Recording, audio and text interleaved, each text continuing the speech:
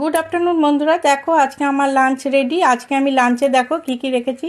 গরম গরম brown rice রেখেছি, এখানে ভিন্ডি পোস্ত রেখেছি, পোস্ত দিয়ে একটু মাখো মাখো করে করেছি, কাঁচা লঙ্কা দিয়েছি বেশি করে। আর এখানে রেখেছি বিউলির ডাল, এটা কালকেরই করা ছিল।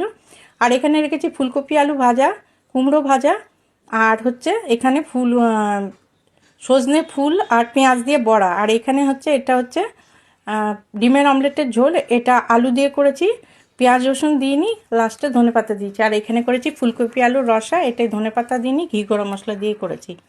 এই হচ্ছে আজকে আমার লাঞ্চের মেনু। তোমরা কে কী লাঞ্চ করলে অবশ্যই ভিডিও দিয়েও দেখবো।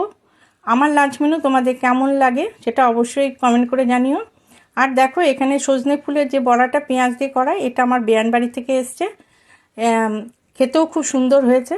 এই হচ্ছে আজকে আমার রান্নার ভিডিও। তোমরা কে কী রান্না করলে অবশ্যই ভিডিও দিয়ে দেখবো। ভালো থেকো, সুস্থ থেকো।